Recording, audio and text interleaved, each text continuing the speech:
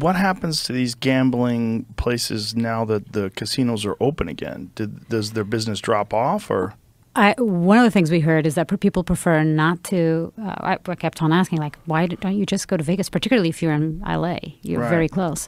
And they're saying, why? If I can just go to a place across the street 10 minutes from me, why would I go to Vegas? And it's a place where, again, I get preferential treatment, VIP treatment in some situations. So they just prefer it. And it's also, they don't have to tell anyone. They can make their money, and no one will know how much money they're making because it's underground. The gambling addiction is a wild one. It is. It's really, I didn't know about it until I got into pool halls when I was a kid. And I remember being around these people, and it was no different than someone who needs pills. They needed that fix. It's the number one cause of suicide is addiction to gambling. Really? Particularly among teens. It's really among teens? Yeah. Yeah. It's really, really sad. They just get too far in the hole and they think their life is over? Yeah, and also because you can do it now so easily online, and there's all sorts of gambling. It's very, very, very sad. And then there's legal gambling online too. There's legal and illegal, yeah. And that's another thing that that we saw was people showing us, just how easy it is to gamble online. You get these WhatsApp groups that give you a link, and then you get into this thing. It looks so legitimate, but it's all illegal. It used to be that online gambling was illegal. They made it illegal to help the casinos, because I think the casinos lobbied to stop online gambling, because there was an organization that was I think it's called the International Pool Tour, and their business model was based on they were going to have these big matches between elite pool players, and people could gamble online. And right when they were launching, they made online gambling illegal. And it destroyed the organization. They wound up owing a bunch of people money. And then the guy who was the head of this whole thing was Kevin Trudeau. I don't know if you remember who Kevin Trudeau was, but he was a guy he was arrested and went to jail for scams. And the scams were, he would put out books like Weight Loss Secrets They Don't Want You to Know. And he had infomercials that I guess they decided were deceptive, allegedly. And I think he might still be in jail. Is he out now? Got out, but he's in some other issue. Got out for not a couple months ago. Oh, so he was in jail for quite a long time. I actually, in my house, I used to have one of the pool tables from the International Pool Tour. I bought one of the tables after they sold everything off. Oh wow! But his whole thing was scams.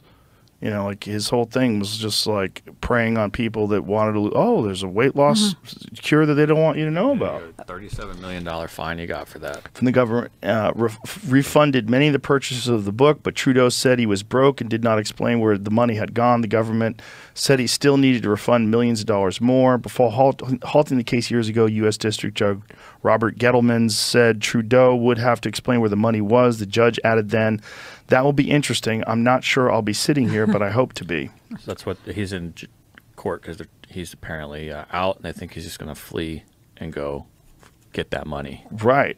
He stashed millions of dollars overseas, so they believe. It was a scam because what he was selling didn't actually do any of the things he did, or was it a pyramid scam? I think it was a scam in that, he was – it's a good question. I think he was being deceptive, and he sold all these books on these fake premises, that there was this illegal or this secret way of doing what different books did he have? It was all They Don't Want You to Know. It was they. Natural cures they don't want you to know about. More natural cures revealed. The weight loss cure they don't want you to know about. Debt cures they don't want you to know about. That was his whole thing. The day. Whenever there's a they. So he had infomercials, and he also was one of the commentators on these pool matches. And I actually went to a few of them. I actually met him. Nice guy? He seemed nice enough. I mean, I don't know. And where's the pool table that you bought, by the way? I sold it. I got rid of it. But this was early 2000s, I want to say, that this was happening. So at this time, gambling was illegal. And there was actually a company called Bodog that was an online gambling site, and the guy who is the head of Bodog was a guy named Calvin Ayers, and he was like this famous playboy, super rich guy who put together Bodog Fight, and it was the same sort of premise that they were gonna have fights, and then they were gonna people were gonna be able to gamble on it with his Bodog website, which became illegal. So then he had to flee the country. So I believed at one point in time, at least if he came back to America, he would have been arrested.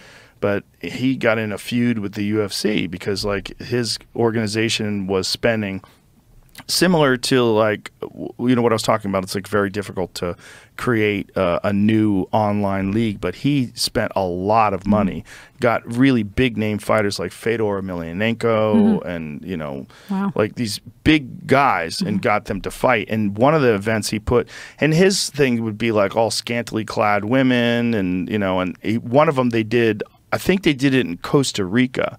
They did it on the beach. So they had, see if you can find Bodog Fight on the beach. So they put together these MMA fights like in these exotic locations where they had these elite fighters fight, and they fought like on the beach in the sun. And, you know, and they had the ring set up and people were around it. But again, his thing, I believe, was gambling. Now I think he's involved in some other stuff like cryptocurrencies and stuff, but he's overseas. Perfect follow-up.